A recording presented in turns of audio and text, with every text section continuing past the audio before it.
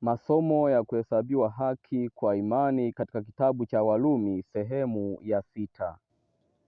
Warumi sura ya 5 mstari wa 1 hadi wa 5. Baadhi ya matunda ya imani. Kristo mbeba mizigo. Wakati wa maandalizi ni sasa. Sura ya 5 inabeba kiasi cha mibaraka ikitajwa moja moja, ambayo ni matunda ya imani ya aina hii iliyosimuliwa kwenye sura ya 4. Inaonyesha maendeleo ya Kikristo, maisha yeyote aliye na imani ya Ibrahimu. Maneno mawili yanaunda wazo kuu la sura hii zaidi sana. Ikiwa tunao utukufu, saburi, uthabiti wa moyo au uzoefu wa Kikristo uliosemwa kwenye sura hii au nyingine yoyote, ujue kwamba Mungu ameyahifadhi na yu radhi kutoa zaidi sana, kwani yeye anaweza kufanya mambo ya ajabu mno kuliko yote tuyaombayo au tuyawazayo.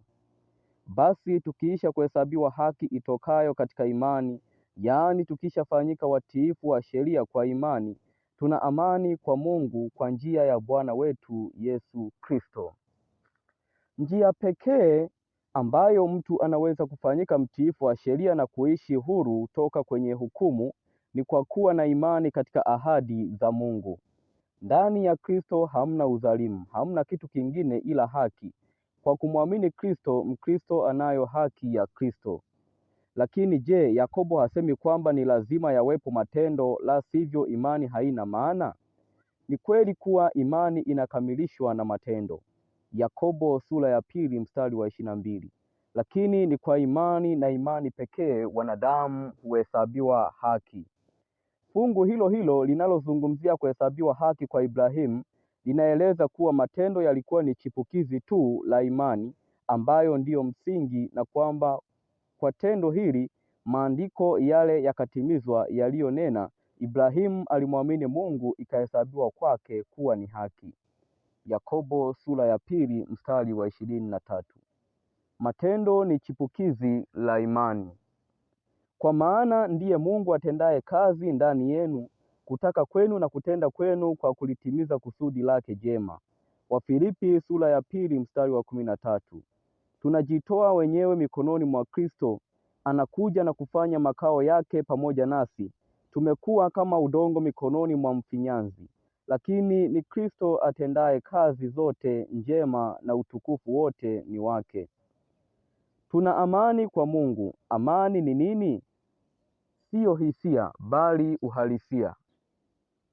Wengi wanadhani kuwa ni lazima wawe na uzoefu wa hisia fulani ambazo watajua ndiyo amani ya Mungu, lakini hawajawahi kuwa na amani ya Mungu, na kwa sababu hiyo hawawezi kujua zinapaswa kuwa ni hisia za namna gani.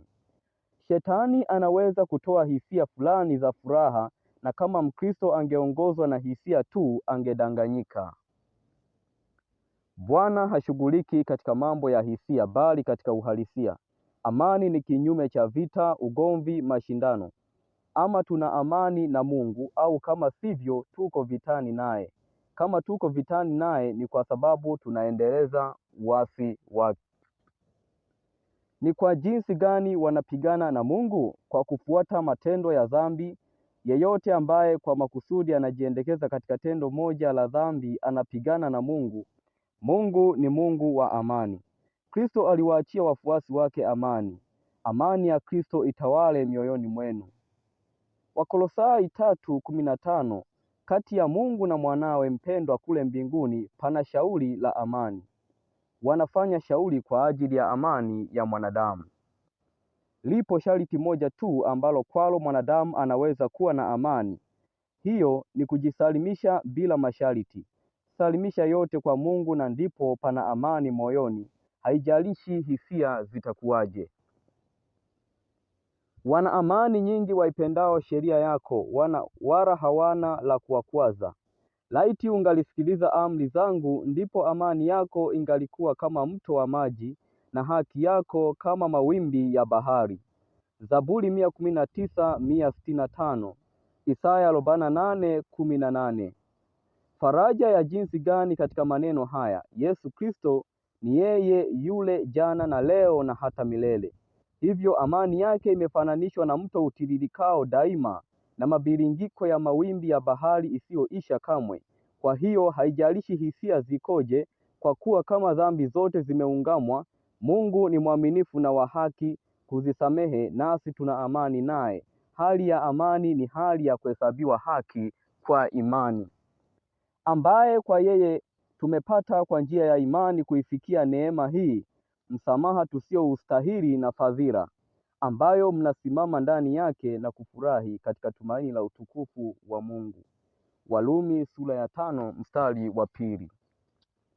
Haki inaweza kufanyika ndani ya mwanadamu siku kwa siku kwa uwezo ule ule ambao kwa huo Isaka alizaliwa na wazazi ambao kusema kweli walikuwa wamekufa. Mara watu waupatapo uzoefu huu, kitu kinachofuata watalazimika kushangilia katika tumaini la kuja kwa Bwana. Ni mara ngapi tunatazama mbele wakati wa kuja kwa Bwana kwa hofu?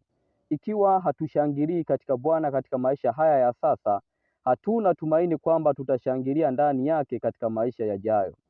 Kwa nini Wakristo wafurahi katika tumaini la utukufu wa Mungu?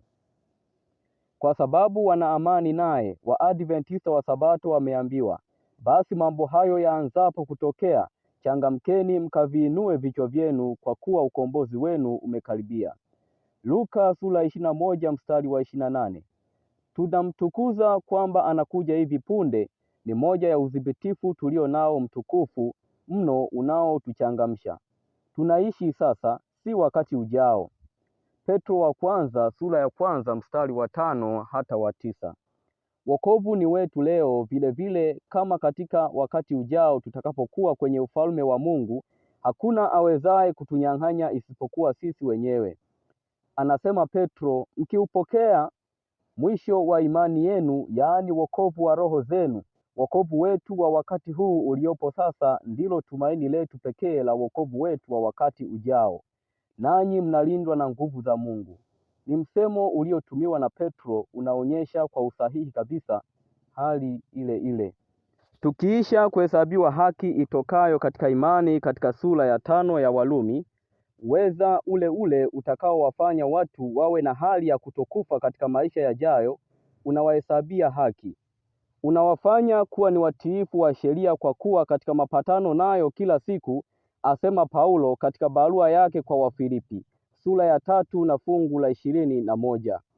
Atakaye ubadili mwili wetu wa unyonge upate kufanana na mwili wake wa utukufu, kwa uweza ule ambao kwa huo aweza hata kuvitiisha vitu vyote viwe chini yake. Katika Waefeso 3:16, Paulo katika ombi lililovuviwa anaomba kwamba wafanywe imara kwa nguvu kwa kazi ya Roho wake katika utu wa ndani, kwa kadri ya utajiri wa utukufu wake. Neema ya Mungu iko sawa na utukufu wa Mungu. Kiti cha enzi cha Mungu ni kiti cha utukufu, na neema tusimamayo ndani yake inategemezwa na utukufu wa Mungu. Tunafurahi katika dhiki pia, tukijua ya kuwa dhiki kazi yake ni kuleta saburi. Warumi sura ya 5 mstari wa 3. Wengine husema dhiki husababisha kukata tamaa. Hii si kweli. Kama mtu hajahesabiwa haki kwa imani, majaribu yatakuza tabia isiyo na subira iliyomo ndani yake. Ni kwa jinsi gani basi kwamba dhiki huleta saburi?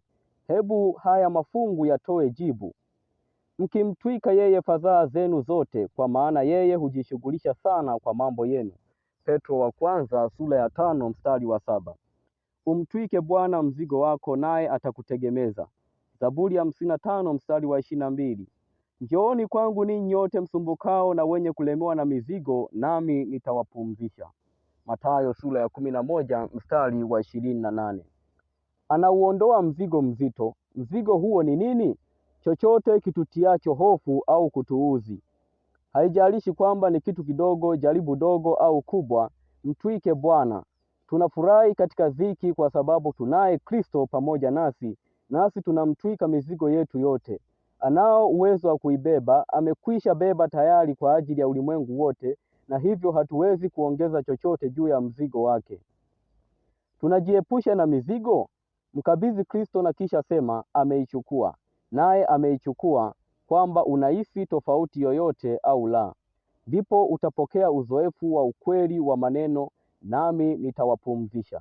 Ni pumziko hata kama maumivu ya kimwili bado yanautesa mwili, kwa kuwa Kristo anaibeba dhiki hiyo, nawe unainuliwa juu ya maumivu yote.